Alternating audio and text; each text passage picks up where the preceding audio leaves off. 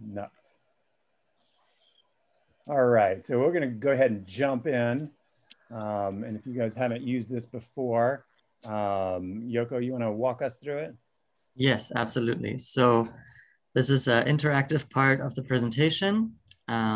Please get out either another browser tab or your phone, and you can go to pollev.com/mightyfrog247, or you can text mightyfrog247 to 22333 to be part of this interactive poll. And it's 2 questions total. The first question is, by the way, it's anonymous. How expensive is it to construct a wastewater treatment plant that treats 6,000 gallons per day in Hawaii?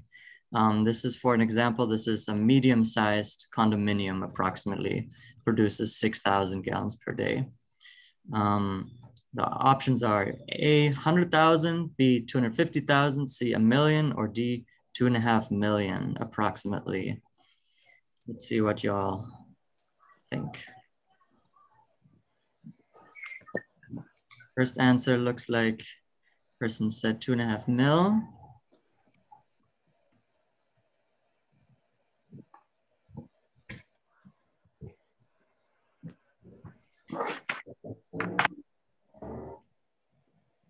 Looks like everybody's thinking that so far. Give about 20 more seconds while the person joins us here.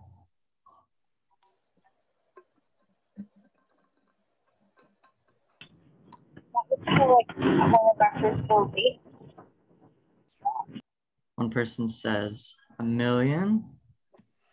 Okay, I'll give 10 more seconds. Hello to whoever just joined us. Feel free to go to the URL at the top, pollev.com/mightyfrog247 to join in this interactive poll. Give maybe 5 more seconds. 3, 2, 1. So the answer is, and obviously this was for, I don't know, a standard medium-sized condo building in a average area. It was actually $1 million. So whoever said $1 million, good job. It could easily cost more. It could cost $2.5 million. If there are more difficult circumstances, it obviously can go up from there, but good job. And the second question is, should pop up on your device right now. How many wastewater underground injection control wells are there in Hawaii, also called injection wells? How many of them across the state? Are there either 66, 660, 6,600, or 66,000? How many injection wells across the state?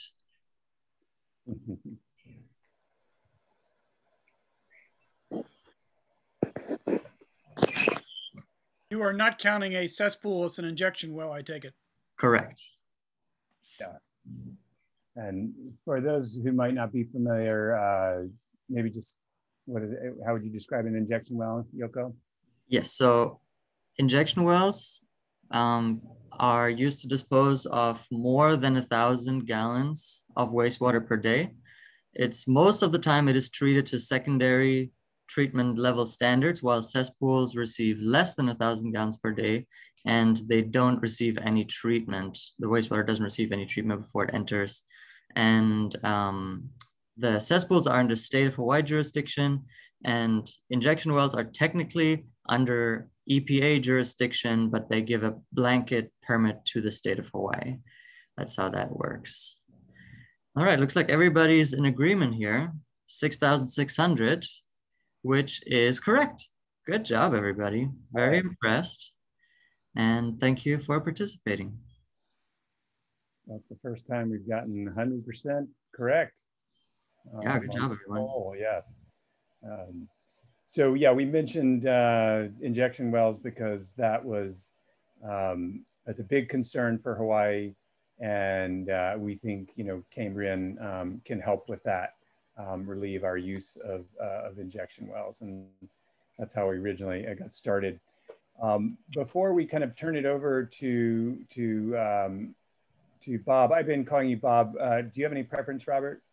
You know what? I've been called a lot worse than either one of those. But I would say more people probably call me Bob than Robert, but I'll respond to either. Awesome, awesome. So before we begin that, do we maybe do a quick round of intros?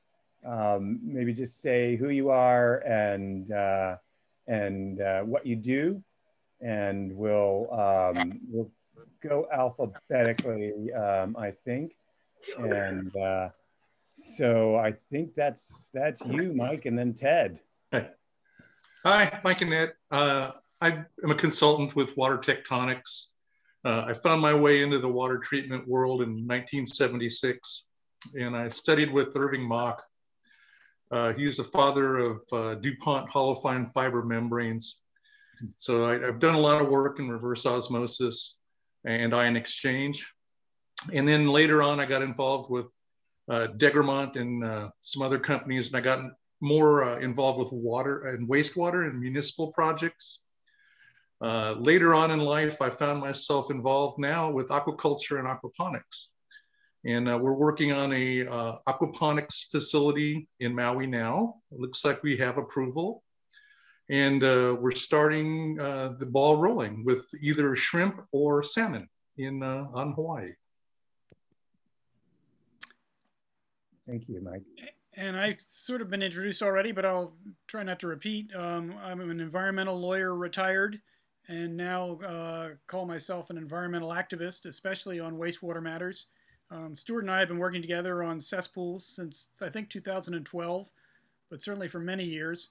And really happy to be here to hear what you guys have to offer. Thank you. And Georgine, I clearly don't know my alphabet. Sorry to jump over you. That's okay. I'm Georgine Adams. I'm the chair of the Environmental Management Commission. I was also on the Solid Waste Advisory Commission, have a background in product stewardship, chemicals regulation, coming more from the chemical industry. But since I retired here, kind of stepping into some of the volunteer activities at the county level. All right, well, we have some volunteer activities for you with your background. So feel free to reach out in the chat. We'd love to at least talk to you afterwards. Sounds like you have a lot of great experience. All right, I think I'm next, if I'm doing my alphabet correctly. My name is Stuart Coleman, and I'm the Executive Director and Co-founder of WAI, Wastewater Alternatives and Innovations. And one of the first things we did was even before we started, we created this CRAP group, the cesspool researchers, advisors, and planners, just to have fun and get together with our friends and have a beer and talk about the latest technology and challenges out there. So it's really great to see you all here. So I'll kick it to Christina. Hi everyone, I'm Christina Comfort. I'm the program manager at WAI, and I'm a coastal oceanographer, and I'm interested in water quality problems that are associated with cesspool pollution. I guess Mike is next. Hi everyone. Which one? Me? No. Oh, why don't you go ahead, and then we'll jump to James. I just saw another M. You can go first if you want. Go ahead. You're on. Okay. All right. So, hi, everyone. I'm Michael Mezzacapo. I'm an outreach specialist with the Water Resources Research Center at UH Manoa, as well as the Hawaii Sea Grant College program. Also serve on the State Cesspool Conversion Working Group with Stuart, and been working closely with WAI since its existence. Yeah, exactly. From the beginning. Thank you, Michael. James? Yeah, hello. James McKay. I moved over to Hawaii 2011 for energy stuff, mainly solar, but I'm getting into all sorts of stuff of like remote systems, communities, off-grid systems. But yeah, I'm interested in everything sort of green, from energy to ag to water to waste to food. So it's all good. And good shout out to you guys today on the Elementor Accelerator call. That's great. You guys got a lot of good PR on that. So yeah. Congrats. Thank you for that, buddy. Thanks for joining. All right, and going backwards again, showing we don't know our alphabet that well. Allegra Gordon is on the line. Hi, so I'm calling with my cell phone, computer issues, but my name's Allegra Gordon and I work for a philanthropic effort called Ocean Kind, and we work on ocean conservation issues. And I'm highly passionate about clean water quality in our coastal areas. So I'm here to listen and learn. Thank you. All right, thank you, Allegra. Good to see you. And Yoko, is that you? I think Marvin just basically Marvin. jumped in front of me. Perfect timing, Marv. How are you? Do you want to give a quick intro? Can you do a quick intro, Marvin? Right now you're on mute. If no can, then no can. Then okay. I can go. I'm Yoko. I am the project coordinator for WAI, and my background is wastewater engineering. And I work for WAI as part of my fellowship with University of Hawaii Sea Grant. So with that being said, Stuart, back to you. All right, and is that, Dan might be on the same call as Marvin. Is that Dan Amato? Yes, I'm here. Hello, hello. Hi, everybody. My name's Daniel Amato. I am a environmental scientist by day and renegade coral reef researcher by night. Yeah. Is there anything else I was supposed to say, Sue?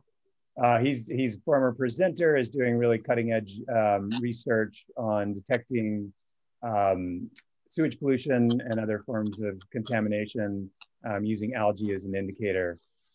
Yes, and currently finishing the report to the state legislature and the Accessible Working Group on our effort to detect wastewater in the nearshore waters of Hawaii on 4 major islands. Yeah. Cool. Thank you for joining, Dan. I can't stay too long, but I'm here for now. Okay, cool. Thank you. We got a couple of people. Sounds like Marvin and Nuts are out in the field. So yeah, we'll dive in. We are really excited to have Bob here because we have we started working with with Elemental Accelerator originally, and we've worked with them and are really just impressed with their operation. And then we were contacted by another group, Pacific Current, that was working with Cambrian Innovation on an application to Elemental Accelerator. And we entered a deal day kind of contest to pitch their technology, and we won. And so we've been talking on weekly calls for the last year, and we're just so impressed with this company and with the people that work there, and really think this is a huge potential solution for Hawaii. In the news, they were, as someone mentioned earlier, as James mentioned earlier, they were featured today in an Elemental film. And so we have gotten really good responses from that. And they have just kind of taken off. So Bob, thank you for joining us, and we'll turn it over to you for the presentation. My pleasure, Stuart. Thank you very much for that. My name is Bob Smith, but you can call me Robert. That'd be perfectly fine. I've played around in the wastewater industry now for the better part of 20 years. And the first part of my career, most of my learning was done with a group here in Oregon that specializes in decentralized wastewater, where that can take many, many forms, but did a lot of projects for small communities in rural areas, grant-funded projects and things like that. Actually did get to work on a few projects in the islands during my tenure there. And for the last 5 years or so, I've been focusing on decentralized wastewater treatment, but in a more food and beverage industrial setting, where the environmental impacts are sometimes extreme and highly focused. And so it's been really interesting to broaden out from there. What I'll be talking about today, let me fire this thing up, share my screen.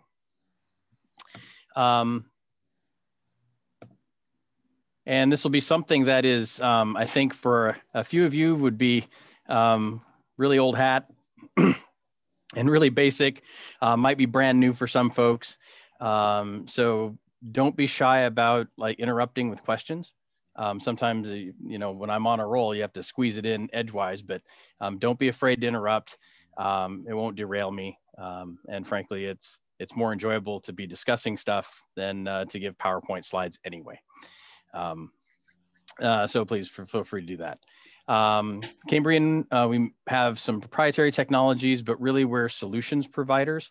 Right now focusing on food and beverage industry, breweries, distilleries, that sort of thing. And in the islands in Hawaii, we are actually focusing on municipal and resort development. So in the rest of the US, frankly, we're not really focusing on that market, but in the islands, we are.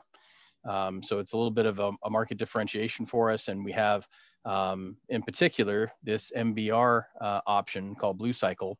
But another thing that we've developed that we think has applicability is a financial vehicle that we're calling WIPA. And I'll talk about that as well. So we'll go through a little bit of like what MBR theory is. This is where, for some folks, this will be a little bit basic, but it's a really neat technology. MBRs are sort of top end when it comes to municipal wastewater treatment. They generate really clean water. And in fact, with disinfection, MBRs can generate R1 water directly. So it's top end, it's used for water reuse, but they're becoming more and more common for standard wastewater treatment for discharge in a normal sense as well. There are a few pieces of the way they're put together that make that possible, and it's highly attractive for smaller municipalities and things like that. Talk about how our MBR is configured. Full disclosure up front, I have the most information accessible to me based on our MBR, but we are really not terribly unique as far as MBRs go. There are a lot of folks that do them. Our MBR was developed from the ground up for difficult environments. So it has some aspects to it that are extremely robust and worthwhile for robustness and longevity. But aside from all that, there are other folks that do it too. So I'm really going to focus more on the technology in general. And you'll see, you know, go look at someone else's MBR, for instance, it should have the same components. Talk a little bit about the Water Energy Purchase Agreement, the WIPA, we call for short, really is based loosely on the power purchase agreements from the 70s and 80s that launched the solar industry. And the concept at a 10,000 foot view is that we are providing water and energy as a service. So wastewater treatment, reuse water, potentially energy, depending on the project and the technology, as a service to someone, as opposed to selling them a piece of wastewater treatment equipment. So what that allows someone to do is basically put in a system for no capital down, and we actually own and operate the system on behalf of the client on a long-term basis. Look at a few pictures because they're always fun to look at. And I added a slide from some decks that I used a long time ago, just sort of illustrated. I've seen some of the other recorded presentations, and I was one of the ones that was super excited about the cesspool prohibition rule in the number of years ago now. And with all wastewater changes, I should say, there's a list of obstacles that are pretty common to everything, and I just threw that in at the end for a little bit of discussion. So a little bit about MBR theory, and I'm going to have to kind of jump in, otherwise this would be an hour presentation. Basically compare and contrast conventional activated sludge and membrane bioreactor systems.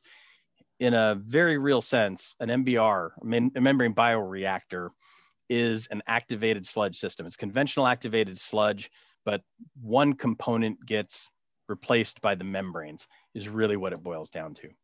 So in a conventional wastewater treatment plant process, and there's variations on a theme, there's lots of named different processes, but in general, you're going to have basic grit removal and gross solids removal on the front end at the very beginning. That's this whole section here, grit, solids removal, pre-treatment. There'll be an aeration zone, and the bulk of the soluble material that's in the wastewater actually gets transformed by biology. So in a real sense, wastewater wastewater treatment plants they're basically pets. They're farms where we're generating biomass.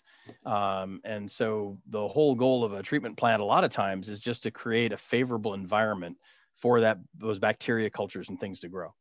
So for anybody who's been to a wastewater treatment plant and seen the bubbling vat of what looks like chocolate milk, the color, the thickness, that's the biology, that's the biological mass.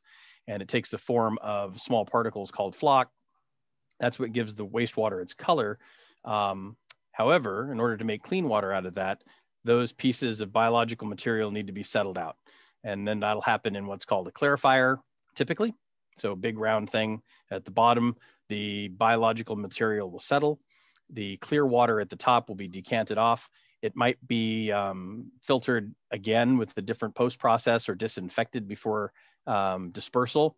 But in general, that's a basic conventional activated sludge process.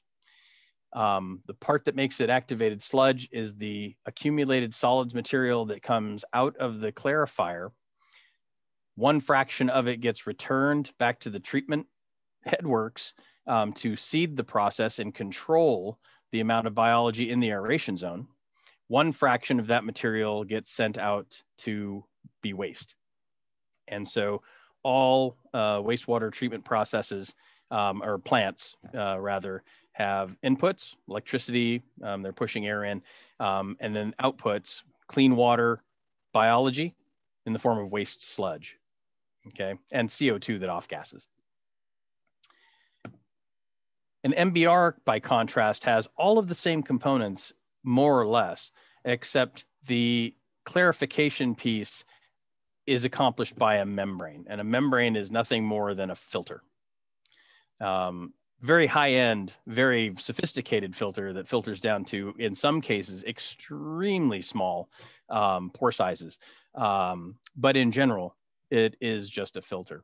And the term membranes, in terms of filtration like this, are kind of generalized over a number of different applications, from generally defined as the pore size and the amount of, or the size of the particle can go through. So a microfiltration membrane lets bigger particles through than an ultrafiltration membrane, bigger than a nanofiltration membrane, bigger than reverse osmosis. And they can go all the way through, and all of those are considered membranes. If you get all the way to reverse osmosis, you're actually filtering out things at the molecular level. So big range there, but basically we're looking for most MBRs now, you're looking at something called an ultrafiltration membrane, where all the biological material stays on one side of the filter and the clear effluent comes out the other side of the filter. And that clear effluent is generally extremely high quality. This can be done in a smaller reactor volume because we can increase the amount of biology in this aeration zone. And that makes the whole system smaller, a little more energy intense, but a little bit smaller. And it's, for a lot of regulators, this is a very attractive process because instead of a gravity clarification system that can upset, especially if it's not maintained and operated properly, which you see a lot in smaller systems, I would have to say, in my experience. This membrane creates a physical barrier between the treatment process and the discharge. So that physical barrier, you know, helping to maintain reliability of the system, very attractive to a lot of regulatory folks. In terms of submerged MBR options, and there's what you see most is a single basin now with the membrane cartridge inserted into it. There's lots of different ways to configure them though. And I'd say there's more variation in systems in places like California or the places in the mainland because R1 water in Hawaii doesn't really take nitrogen into account or nutrient removal. And as such, if you're looking at doing it for reuse water, for instance, then some of these other processes where you have to create different zones of operation in order to get something like nitrogen out of the wastewater don't actually occur. But in general, you've got submerged membrane cartridges actually sitting in the mixed liquor. So in contrast to this process where the membrane is sort of separate, Imagine, and that's just for schematic purposes, that membrane actually sits in that aeration basin. That's a submerged membrane configuration. Gets a little bit wacko after that. Okay, so you've got, and I think I didn't go super clear on this one, somewhere in here. I would have sworn there's, I'm sorry.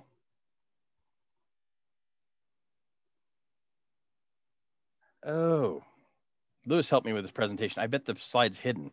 Anyway, there is a picture. There's a picture of, I have that somewhere. In fact, I'm gonna actually indulge me here real quick. I know I had that, so I looked at it this morning. There, can you guys see that?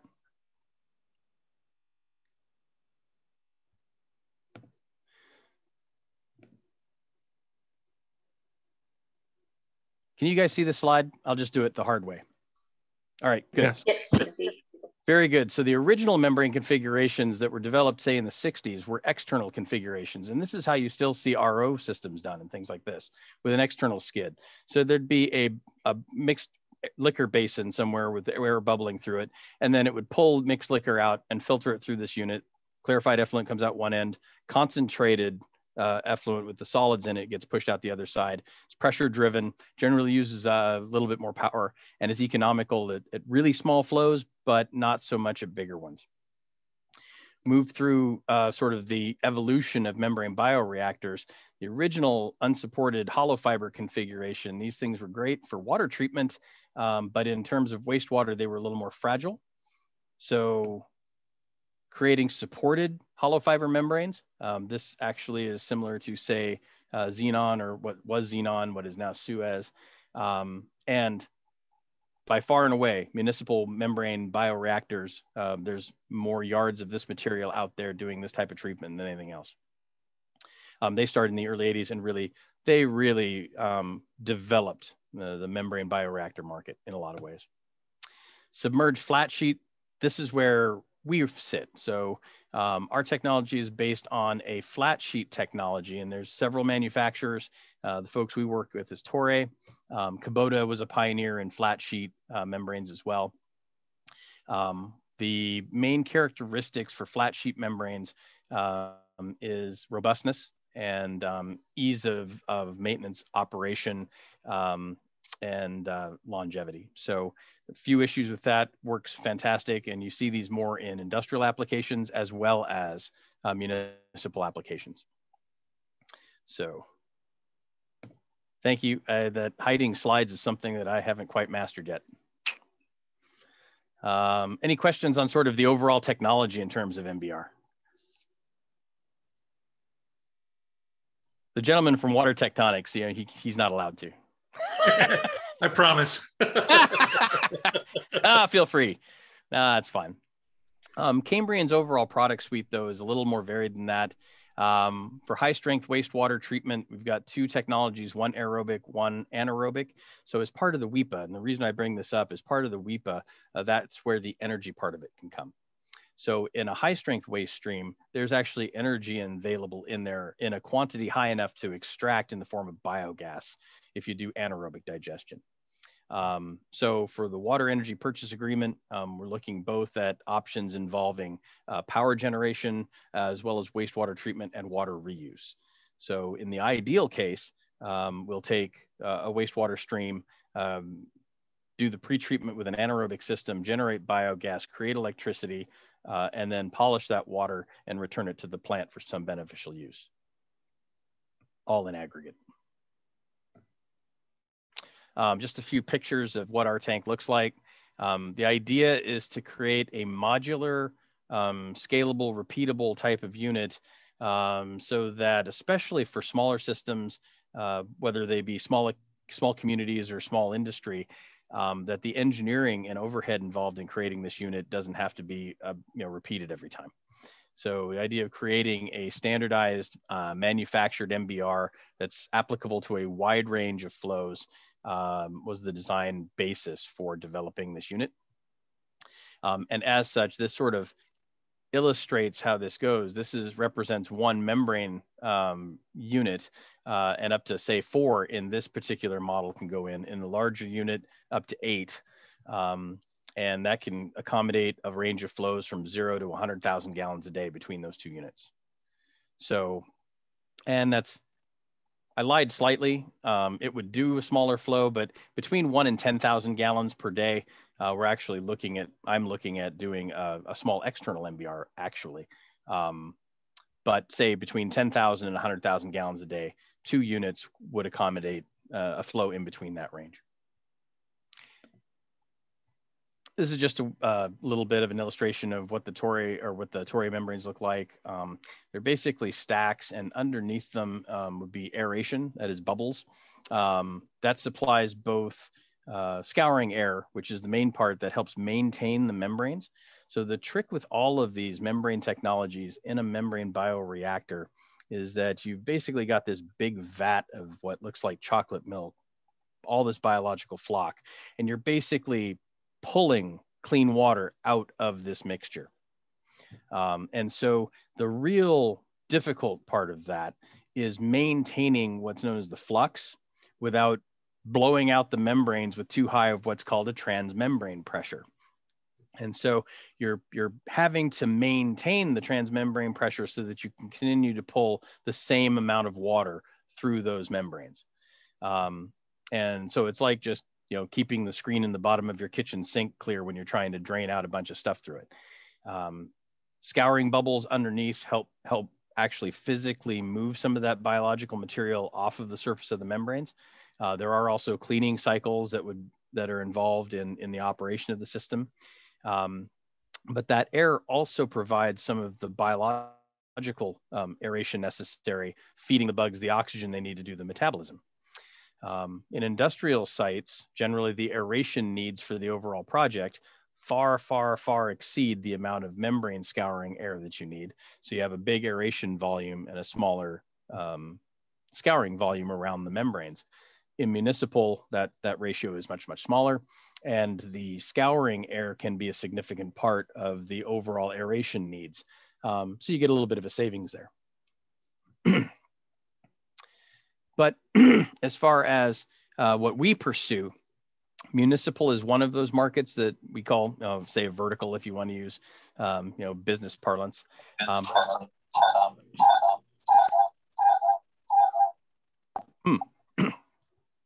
But craft beer, wine, big food and beverage, these industries, and basically whenever a piece of food is touched or goes through a wash or anything like that, it generates high BOD wastewater. And in a lot of cases, those types of facilities are associated with agriculture or seafood processing, things like that, and historically have not been highly regulated. And that is starting to change. You're seeing a lot more of that type of regulation happening in California. Here in my state of Oregon, the seafood processors right on the coast, which normally just did all their processing and it went right back into the bay, they're having to consider the impacts to the bay as well. So a lot of these things that have sort of coasted along for a while are becoming definitely identified sources of pollution. And you're also seeing that in terms of nitrogen application inland, where aquifers are being affected, Chesapeake Bay area, the big dead zone in the Gulf. All of those are also anthropogenic sources of nutrient that are causing those issues from agricultural activities. And so all of this in aggregate is something we're paying attention to as far as market possibilities. Before I move on from like how membranes sort of work, and sorry, that was a little disjointed while I went through some of the other slides that were hidden. Does anybody have any questions on that? Any questions about how membranes work in general? And Michael, you're free to. None yet. Fantastic. I've got a quick question before we move on. Shoot. What is the primary force that is forcing the fluids through the filters? Is that generally pumps, or have you been able to use gravity? How's that work? A little bit of all the above. It depends on the application and the actual membrane. There are membrane systems that work by gravity. Most do not, especially anymore. And it also depends on the application. So in general with membranes, and this again runs from the range from like microfiltration all the way through to reverse osmosis. When you're working, like say on the reverse osmosis end is a good example, you're having to do that with a lot of pressure because you're having to overcome the osmotic pressure of the solution itself that you're trying to separate. So those are more energy intensive, basically the smaller the material you're trying to filter gets. On the microfiltration end, I've seen membrane bioreactors for wastewater treatment that actually are gravity fed.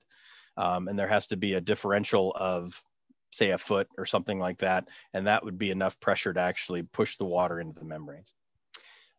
But nowadays, most are done by pump.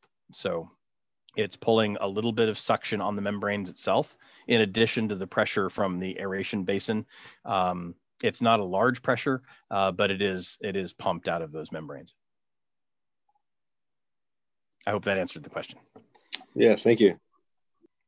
You mentioned before about nitrogen, maybe phosphorus. How are you pulling those out? So that nitrogen, phosphorus, and I'll preface this by saying, you know, smaller systems. So decentralized smaller systems. In very, very large plants, you can actually do a biological process for removing phosphorus. That is not super practical for smaller communities. So if I could table that end of it a little bit. The removal of phosphorus in smaller systems is typically a chemical addition process and filtration. So membranes do fantastic with that as long as you add a little bit of a coagulant, flocculant like ferric or alum. It binds with the phosphorus and it comes out as a precipitate. For nitrogen, the most cost-effective way to remove nitrogen, really the only way to remove nitrogen, is also biologically. And that introduces a little bit of complication because it's a multi-stage process. And so in a nutshell, really quickly, you have to oxidize the ammonia. You have to, and that goes through nitrite, then to nitrate. And then what you have to do is subject that wastewater to an anoxic environment in the presence of carbon and facilitate another biological process to denitrify it, and it goes back off into atmosphere. And then oftentimes you have to polish after that. So it's a multi-stage process to actually remove the nitrogen completely out of the wastewater. What would be a much more appropriate way to do it would be to get the water to reuse quality and apply it to a crop. Far more practical thing to do. But if it's going into an injection well, there's no opportunity for that. So there are different environmental issues with regards to that. But in general, if you have to take it out, it's that multi-stage biological process. What did you mean by polish? Basically, and if you ever look at the different terminology and use a primary treatment, secondary treatment, tertiary treatment, quaternary treatment, polishing really refers to everything after secondary. So if it's gone through that process, you've done the bulk BOD digestion up front, then done nitrification to transform the ammonia. Now you're in a really low carbon environment. So you either have to recirculate or add carbon in order to facilitate denitrification. And if there is a residual BOD after that, that may have to get digested again, but it's a relatively small amount. And so digesting that last small amount, I referred to as polishing. Thank you. No worries. No worries. Anything else? This is fun. This is why I like doing this. In contrast, the Water Energy Purchase Agreement is more of a financial vehicle. And it's interesting for a number of aspects. One thing that it does not do, though, is just make wastewater, as inexpensive as subsidized wastewater treatment has been for the past 30, 40 years.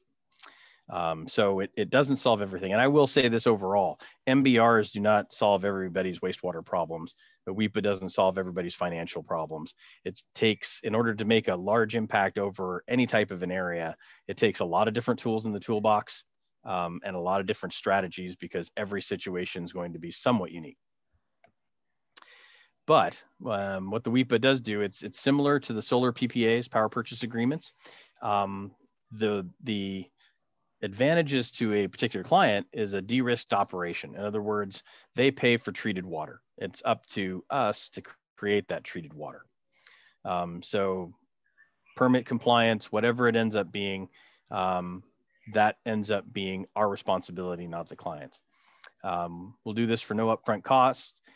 For some of the accounting folks out there, it actually is more like an operating lease as opposed to a capital lease.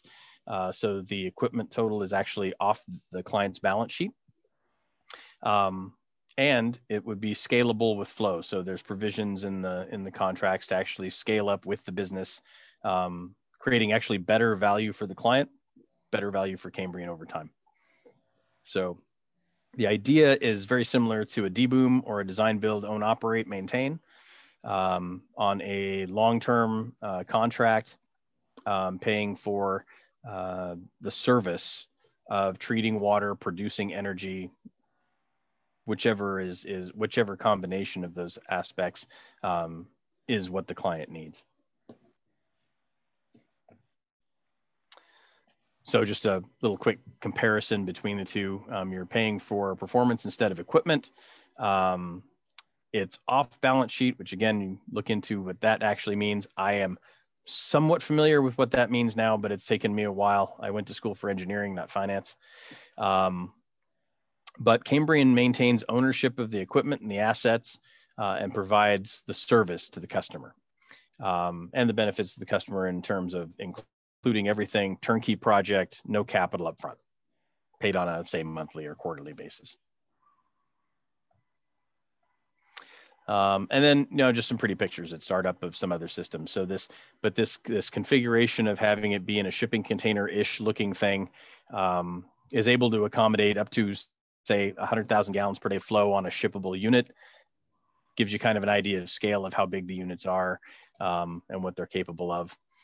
Excellent illustration. This aeration, in fact, one of the earlier slides that had the one membrane cartridge and the rest of the tank was aeration. This is an excellent illustration of this. So there are coarse scour diffusers underneath the membrane stack, and this rectangular thing at the end of the hallway here is the membrane stack. These are fine bubble diffusers on this end, and their function is just for delivering oxygen to the biology. That's it. And then the membrane stack fits in these little mounting units here at the bottom, and those house the aeration headers. So if you see these tubes coming out of the bottom, the coarse bubble aeration is in the bottom of these little stands, and then the membrane block sits on top of it. There's a membrane block that's being loaded into a unit in the field. More diffusers. And then as much as possible, we standardize and design and standardize a skid of all the other ancillary equipment that goes into one of these units. And there's a number of things.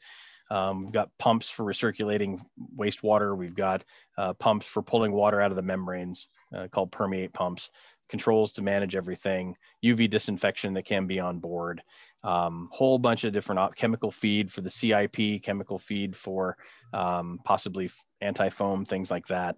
And as much as possible, these are going to be standardized and put onto standardized skids that fit on the end, either end of the unit on the mounting decks. Just another in the top of the unit here. If you see this guardrail around the top of the installed unit, this is a picture on the right from the top of it.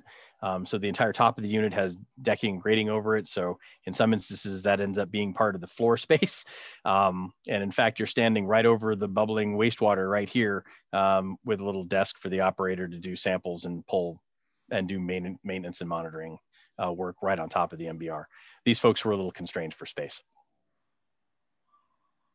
You do need blowers. Blowers end up being fairly large units like these guys here on the right. And that unit there, you can see a picture of the deck where those ancillary pieces of equipment sit. during commissioning. So it's kind of just how it goes together. They can be insulated. We do have a system that's on Long Island, New York. Gets a little bit cold up there. So they can be insulated, work just fine. Oops, and that's the last slide on like MBR pictures. Did that bring up any questions for anyone? This, like I said, a few years ago, I was pretty excited about the swapping out of cesspools in Hawaii, just because, you know, they are what they are. But one of the things that the group that I used to work with, and this is where this slide came from, I stole it from them. They'd been working for 30 years on projects, like that. And it takes a lot of time. And it seems like it's something that should be easy to do. It really isn't. And so folks like your group are super important on many, many fronts, many of these fronts, to help make a difference in terms of being able to make these changes, because there's a lot of difficulty involved with making changes on a mass scale to wastewater treatment infrastructure. Some of it boils down to public misperception about what we're doing. There's a lot of NIMBY, not in my backyard. And when you're talking about making people on cesspools, or in a lot of parts of the country, failing septics and things like that, you're talking about enforcing a rather large expense on folks that are the least able to afford it. So the number of barriers is powerful and high, and not the least of which is frankly, and if anybody is part of the engineering community, I'll apologize in advance, but liability in engineering does not facilitate oftentimes innovation. A lot of times engineering, in terms of being successful in the engineering profession, involves being conservative, moderating or modulating risk. And so major changes and things that are outside of the box oftentimes don't proceed. As well as obvious things like financial, like having money and that kind of thing. Management programs as well. So. Yeah, well, on that point, James here. Yeah, I've done quite a bit of work on solar power purchase agreements. I'm kind of interested in that model where you got the water energy. Cool. So on that level, I guess you got two questions. Like one, obviously, you guys wouldn't be offering that service if you weren't totally sure that you're able to sort of fiscally monetize your investment. But secondly, there's no kind of federal or state tax credits, which is really what drives most of the solar power purchase agreement, is the tax credits that are available, or is there some that are available for your system? There are some that are available, and that's an excellent point. So the ones where we're seeing right now has been a recent extension with the new administration. There was a recent extension of one of the aspects of a tax credit for biofuels, and biogas is part of that. So we're able to get a tax credit for a system that happens to do biogas generation and create electricity. That is generally, go ahead. I'd say awesome. Makes a hell of a lot of sense. We don't have that in Hawaii yet. So. Well, it would apply. And because it's a federal program, it would apply, but it does have to be a system where biogas generation makes sense. And that won't be a lot of like small municipalities as much as industrial. So we are looking at some resort type situations and things for water reuse. And some of them are looking pretty good for penciling out, as far as, it's going to be a regulatory negotiation for sure. Because frankly, the legislative regulatory constraints, bullet number 2, one of the issues is, municipalities really aren't set up very well a lot of times to give credit for wastewater treatment and wastewater reuse. So, you're getting metered on the incoming flow, say, and say you're using 50,000 gallons a day at your resort. Your wastewater charges are based off that same 50,000 gallons per day. And there's no monitoring that. It's just based off of the incoming water flow. So if you're using that 50,000 gallons a day and you're able to reuse and start reducing that, it'll reduce off of the one side. But if you're not discharging anything, say you're blowing it all through cooling tower blowdown, or you're able to reuse that water to some beneficial purpose in a small community, say for irrigation, you're still being charged for that. So you have to figure out a way to not be charged for your wastewater discharge at the same rate of your incoming water discharge. Those types of things still happen. So there's a few regulatory hurdles there that have to be overcome too. I have a follow-on question on the financial side. Mm-hmm. That you mentioned, you kind of quickly said subsidized wastewater. You can't compare to subsidized wastewater. Yes. So I got a two-part question. One is if you could elaborate a little bit on that what kinds of subsidies are generally provided by communities. And then I guess the second follow-up question I would have is there a potential model or any maybe something that you've done on the West Coast or elsewhere where communities are capable of extending those subsidies to decentralized systems such as yours? That's an excellent question. I sort of did a blanket thing about subsidizing, and it's not that it's an active subsidy. You don't see that on your bill anywhere. But what happens in most cases is the actual bill that someone pays for wastewater treatment is not enough to cover what it actually costs. And there's a couple of pieces to that. The biggest thing, and this is something that's just been it's a train that started rolling in, say, like 1972 with the passage of the Clean Water Act and the development of state revolving funds and things like that to generate the wastewater treatment infrastructure that we see today. And that push to get secondary treatment out there, which is, if you think about it, 1972 is relatively recent. Before that, there was no real requirement for secondary treatment and treatment of any type, really. And in some cases, there are actually a few plants still that don't even have that level of treatment. So when you have a wastewater plant, you go out for funding, you get funding from state revolving funds, passing bonds, things like that. And you're able to build the plant with those grant monies. And then it's only the operation of the plant really that gets paid for by the people that are served by the plant. And in general, they're operated such that there's no real sinking fund for repair and replacement. Pump goes down, you go through an emergency funds process from the state to be able to replace that pump. So in a large way, you're looking at an operating contract with most wastewater plants that could never replace itself. There's no way to replace the plant for the money that's being brought in from the people paying wastewater fees.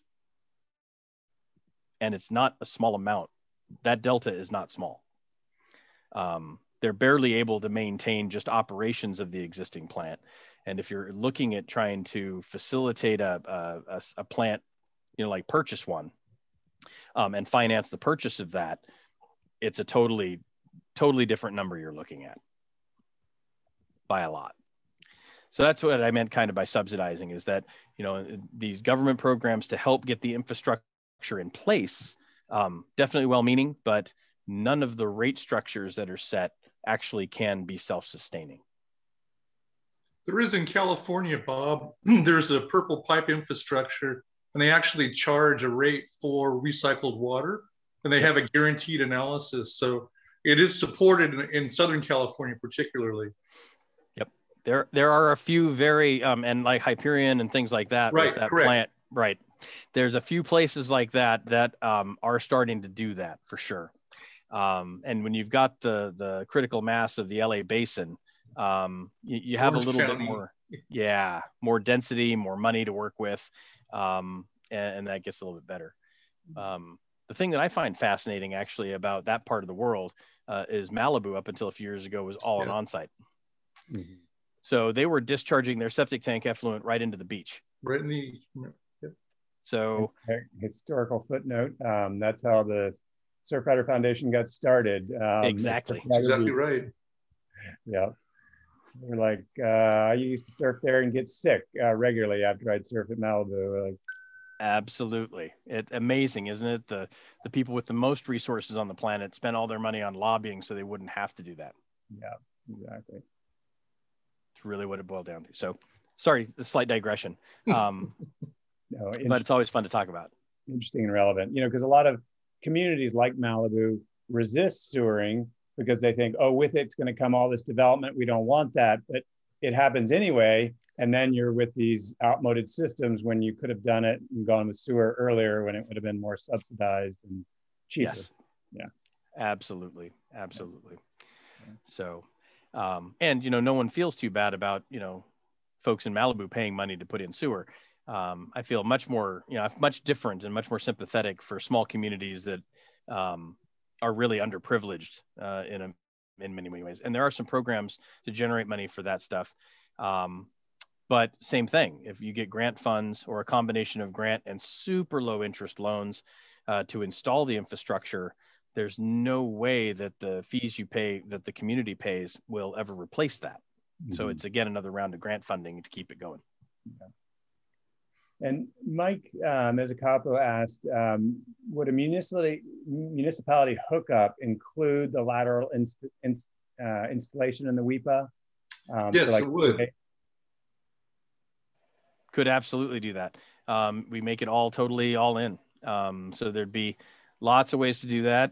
Incidentally, that terminology has always been interesting for that hookup, because that's one of the cost recovery mechanisms that a municipality would have, to charge $5-10 grand when you annex a chunk of property into the city. But again, that's a one-time thing. It's not enough to actually pay for the infrastructure outright. So you're in the same boat anyway. But yeah, any other questions?